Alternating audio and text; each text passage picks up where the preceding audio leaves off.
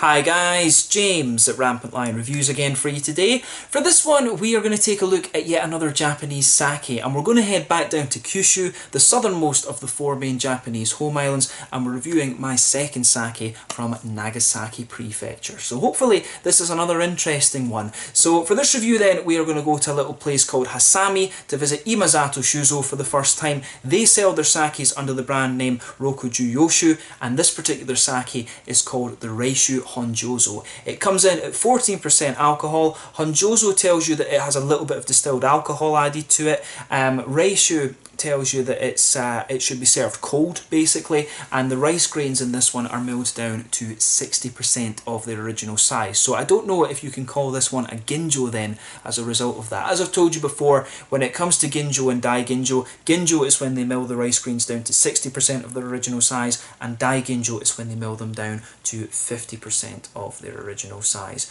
So yeah, we'll just need to see how we get on with this one, but definitely cool to review another Kyushu sake for you on the channel. As I've told you in previous videos, Kyushu is quite a tropical kind of climate, I guess you could say, and it's better known for its shochu rather than its sake. For sake, you really need more kind of colder temperatures basically for the fermentation, and we've not had artificial refrigeration for all that long. I mean, maybe the last 100 years, 120 years or something like that. So historically, Japanese sake was not brewed down in Kyushu, it was more on shochu, but the sakes I've tried from down there so far have been pretty damn good, so definitely cool to encounter another new brewery. So let's see how we get on with this one then. So as is usual with my reviews, I'll tell you a little bit about the brewery before we taste the sake. If you want to get straight to the tasting, just fast forward. All the usual links are in the description below. That's the brewery website, the link to my other reviews that hopefully I can do in the future from Imazato Shuzo. Very first time I'm encountering these guys, as I mentioned.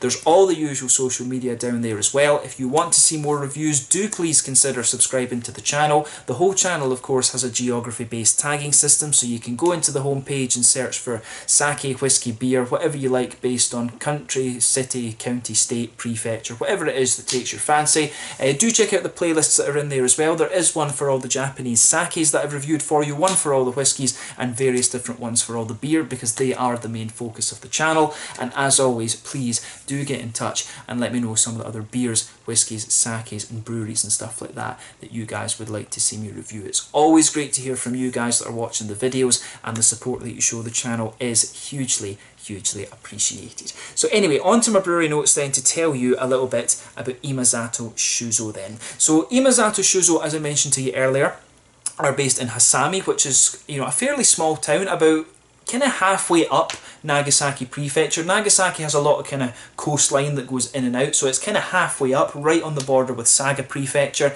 and this company was founded back in 1772, so it is pretty old actually. But Hasami is apparently renowned for its local pottery, and the town is located in a basin that is ringed by 400-metre tall mountains, which makes the climate more suitable for sake brewing. Remember I said earlier, you need a fairly low temperature for the fermentation process to take place, because the fermentation here is about converting starch that you take out of the rice into sugars, which can then be converted into alcohol. You've got to have lower temperatures to do that. So these guys sell their sakes under the brand name Rokujuyoshu, which is a reference to the fact that at one point Japan was 60 different countries, and we're talking about modern day Japan. But the idea behind using this name for their sake was that they wanted people from all over Japan to enjoy it. So it was supposed to be a kind of uniting name basically that they wanted for their sakes. But the brewery's been gradually built up over time, and they currently have more than 12 buildings in total. 6 of these have been listed by the government as culturally significant back in 2006, and I believe if you go down to the brewery you can take a look at them. Some of them are preserved and kind of used as museums and things like this. You'll find pictures of those on the website in the video description below, but they look very nice and very traditional, of course. But basically what's happened with this company is that it's been passed down the generations of the Imazato family, and the current president of the company is Eiko Imazato. It didn't say on the website exactly what number of generation he was, but you know, I think it's probably around like the 15th generation, you know, something like that. This is quite often the case with Japanese sake breweries. They tend to start with the family and just kind of pass down the various generations. And some of these are very, very long-standing companies. I found that with some of the beer breweries as well, like Isakadoya Beer and their cafe that they started up, and there's a few other ones that are attached. There's a few other craft beer breweries that are attached to sake breweries that have been on the go for a very, very long time. So quite an old company, this one, and definitely cool to find a sake brewery that old in Nagasaki Prefecture of all places. As I say, Kyushu not well known for its sake at all, to be honest with you. So yeah, that was all the information I was really able to find on Imazato Shuzo. If you want to learn more, of course, you can check out the brewery website in the description below. You can follow them on Facebook and Instagram to keep up to date with all the latest goings on, and you can check out things like Sake 101, Urban Sake, and the various other sake tasting websites and things like that that are out there. So yeah, let's just see how we get on with this one then. I'm really curious to see how this turns out. So like I mentioned to you at the start of the video, this one is a 14% Honjozo. It is also a Reishu as well, which means that it should be served cold, and the rice grains are milled down to 60% of its original size, which I think means you can also call it a Ginjo sake. So the things that we need to rate our sake on, according to the experts, I've got my table here that I'll fill in after I've made the video. We need to talk about the impact, and we talk about the tail end as well. Floral qualities, fruitiness, earthiness, sweetness, dryness, and acidity. So yeah, a few things to cover in this one, but let's just see how we get on. So I'll just let you have a little look at the artwork of this one before we open it up. There you can see the kanjis on this. It looks, you know, really quite fresh. I think this is the one, the main kanjis here are basically telling you that is Rokujuyoshu, which is the sake brand name, and these ones down the side here I think are telling you that it is Reishu Honjozo sake. But the little bit over here tells you that it's 14% alcohol, and underneath that it tells you that the rice grains are milled down to 60% of their original size. So yeah, really nicely presented sake, this one. I have to say the artwork is pretty fresh. You can also see, is that the Rokuju thing that's on the top? I think, yeah, you can see the kanjis on this one as well. Rokujuyoshu, if I'm pronouncing that correctly. But 14% ABV Honjozo Reishu Ginjo, I think, this one. So we'll need to see how we get on with it. But if it's a Honjozo, what they do is they add a little bit of distilled alcohol to it, and usually these sakes turn out a little bit drier and things like that. And if it's a Ginjo, usually they can feel just a little, they're not quite as thick and oily and things like that. So yeah, let's just get this guy out and see how we get on. I'm really curious to see how this one turns out.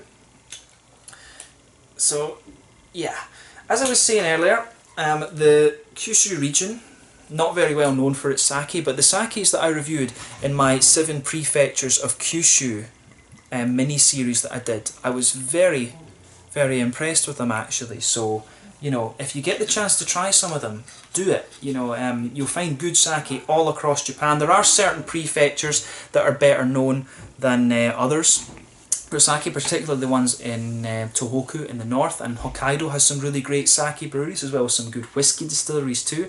But yeah, you can find good sake all over the place these days. We've got artificial refrigeration now, which has really meant that other places, you'll find sake in other places. Japan is very regional when it comes to its produce, as I've told you many, many a time. So yeah, as you can see, and as you would expect from a Japanese sake, if it's not a nigori, this one is pretty transparent and crystal clear. There's usually not too much to talk about with these in terms of their appearance. Usually they just have a little bit of a tinge to them, and for me this one has a sort of turquoisey, more kind of greeny leaning tint to it, to be honest with you.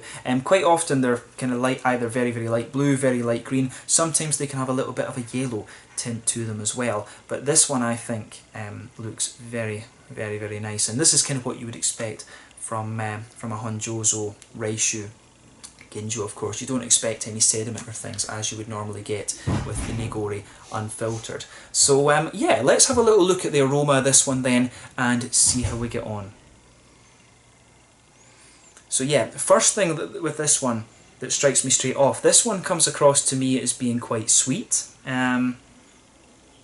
it really has got a nice little bit of fruitiness to it as well. This is quite a sweet and fruity sake to me in terms of the aroma. It's got a nice kind of gooseberry note to it, definitely a little bit of a kind of lychee kind of thing. Gooseberry for me is quite a typical fruit to pick up in Japanese sake. You can smell a little bit of an appley note to this one, which kind of gives you the impression that there is a little bit of acidity in there. So yeah, there is a wee touch of acidity to this one. A lot of the ricey sweetness, there's maybe a little bit of a floral quality there. You can definitely get a little bit of aromaticity out of this one, and that kind of mixes in a little bit with that light appley note that I was talking about. But for me, the fruity side of this one really leans towards that gooseberry, lychee kind of thing, those big oily fruits. So yeah, this one, it really is a big, to me that strikes me as being a very sweet but also very oily and fruity sake, this. But there are wee hints of like floral notes, acidity and other things going on in this one, so I really like how it goes together. I do like my sakes kind of sweet, to be honest, but as I've told you in previous videos, the Japanese version of sweet is quite different to the European or the North American version of sweet. The Japanese palate for me is quite a bit more savoury than our palates, for example. But I mean, this is a lovely, smooth, big, oily, kind of fruity and sweet smelling sake in my mind. So I really like how that goes together. You teeny little bit of earthiness in there, not overly much, a little bit of floral quality and a little bit of acidity in there, but mainly smooth, kind of oily for me, and some nice kind of gooseberry and lychee fruity notes out of it. So yeah, take a little bit of time and enjoy the aroma before you get stuck into it, but we're going to have a taste of this one now and see how we get on. So this one is the Reishu Honjozo, coming in at 14% ABV, with 60% milled rice grains. A Honjozo Reishu, meaning it should be served cold, Honjozo meaning a little bit distilled alcohol, and a Ginjo, I think, because the rice grains are milled down to 60% of their original size. So let's get stuck into this one then and see how we get on. Slanja, Sko, Kampai, the Reishu Honjozo from the Rokujuyoshu range at Imazato Shuzo in Nagasaki Prefecture. Kampai.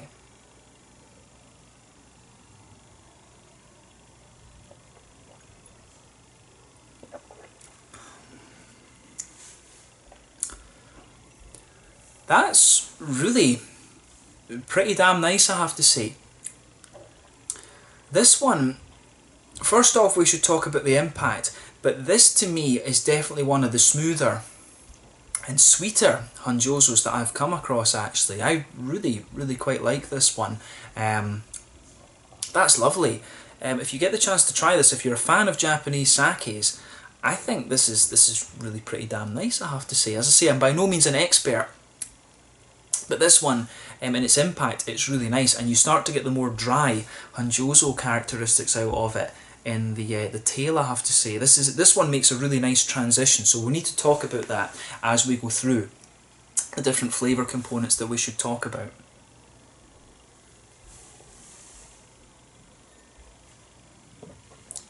So yeah, impact for this one.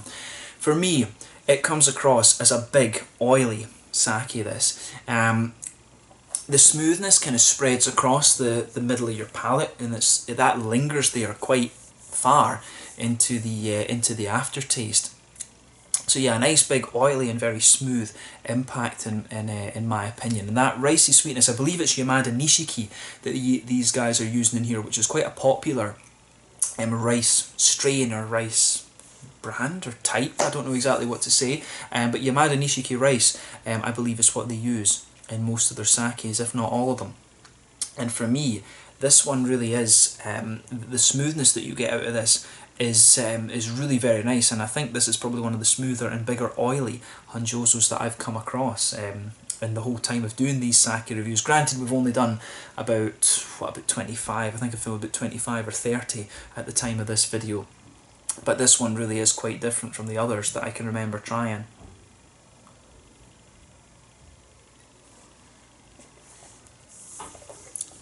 So yeah, that lovely sweetness to this one really lingers there in the middle of your palate. You do get a little bit from the rice, you do actually get a little bit of a floral quality kind of coming off the middle of your palate.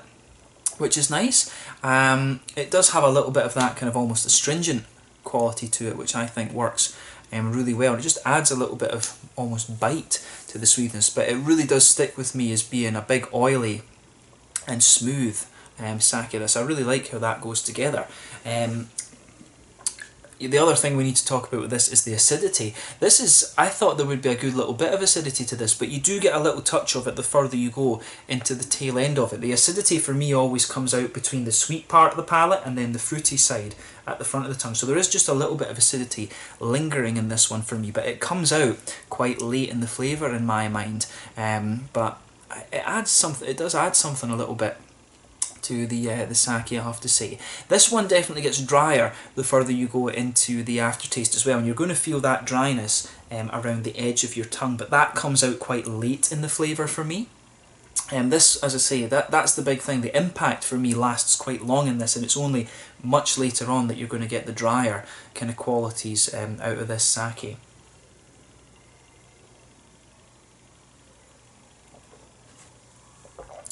So yeah, in the back corners of your palate, very back corners, there is a teeny little bit of a slightly earthy quality there.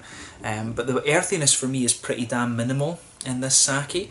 As you come further forward along the sides of the tongue, you'll feel the nice kind of floral notes popping out of this one. And as I say, they take a while to come out, but when they do, and you get further into the tail end of this one, they really do dry the side of your palate out quite a bit, but it's well balanced because the sweetness from the centre of the palate really does linger there. Round the front curve of the tongue as well, it gets just that little bit lighter and more grassy, but the floral notes for me do really become a little bit more prominent the further you go along into this one. This is a really nicely done Honjozo, I have to say. Definitely one of the bigger and sweeter, more oily ones that I've come across, right enough. It's got everything that you would want. It almost comes across as being a little bit like a ginjo in the beginning, but then the further you go into the aftertaste, it gives you the more, it gives you more what you would expect of a Honjozo. One thing I kind of learned recently about the sake is a lot of them, when it comes to their natural fermentation process, they tend to brew to the point where they're over 15%. 15% tends to be where they want their sake to be, and quite often they're diluted down a little bit, often to a point where the brewer or whatever thinks it's good. This one is 14%, and normally you would actually expect a Honjozo just to be a little bit more in alcohol. Normally Honjozos are kind of around 15% or 16% usually, I should say, in my experience. So this one's 14, so they must have diluted this down a good little bit before they've added the distilled alcohol to it to get the dryness out. So it's interesting that they've obviously found a good base at lower alcohol with this particular sake that they've produced, and had to take it up a little bit. So an interesting point to make. This one, this Honjozo is a little bit lower in its alcohol content than some others you're going to find too.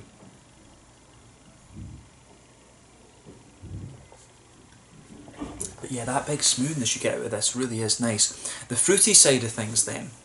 So as I always say, the fruitiness in these comes out in that little oily bubble that you get behind the very front curve of your tongue. And for me, once again, that gooseberry note really comes out of this. It's almost even a little bit like white grapey or something like that. A very light, a very tasty fruit. The fruity character in this for me is a little bit oily. You do get a wee touch of an apple-y note out of this one, and that mixes in with the acidity you've got behind the fruity part of the palate there. So a little touch of a kind of apple-y quality pushing its way out of this sake. But I mean, overall, there's not too much in the way of complexity in the fruits for me. Just a little bit of apple, a little bit of gooseberry, perhaps a wee bit of like a kind of lychee flavour or something like that. No real peary esters or something like that you can get in these quite often. But yeah, I think it's definitely fair to say one of the sweeter, smoother and more oily Honjozos that I've come across, and it's really not until the aftertaste that you start to get what you would expect out of a Honjozo in this particular sake. But I like how that goes together. The tail end of this one then, I think I've described it mainly already. I usually leave the tail end to the last part of the sake, but like I say, it comes in, the impact comes in very smooth and very sweet and quite oily, and then the further you go into the aftertaste with it, it dries out a good bit on the edge of the palate, and some of the floral notes come out, I have to say. So yeah, in terms of the mouthfeel then,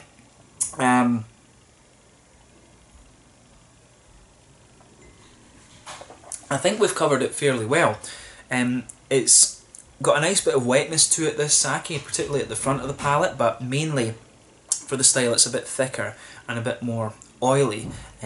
Normally I would expect the Honjozos just to be a little bit wetter, but this one does have a good little bit of an oily character to it. It gets a little bit drier on the edge of the palate, but you've got a lovely big smooth and quite oily sweetness to this one in the middle of your palate as well. But overall it is really pretty nice, and I'm glad that I was able to review this one for you. So yeah, let's just leave it at that for this. This one is the Reishu Honjozo, coming in at 14% ABV. Reishu cold served sake, Honjozo, little bit of distilled alcohol, 60% rice grains, which means I think potentially a ginjo from the Rokujuyoshu range at Imazato Shuzo in Nagasaki Prefecture, Hasami to be precise, on Kyushu Island, the southernmost of the 4 main Japanese home islands here in Japan. Don't need to say that though. But yeah, an awesome sake, and I'm glad I was able to review this. So thank you again for watching. I hope you guys have enjoyed my take on this one. As I say, I'm by no means an expert with these. I'll go and fill in my notes from watching the video back, but it's been really cool to review another one from Nagasaki, and hopefully I can do more Kyushu sake reviews for you over the next little while. But we'll leave it at that, and I'll catch you guys very soon. Until the next time, Slanger just now, and I'll catch you guys later. Make sure you check out my other sake reviews, the craft beer things, and all the whiskey stuff as well. Slanger, Skull, Kampai. Make sure you check out Imazato Shuzo from Nagasaki here in Japan. Cheers.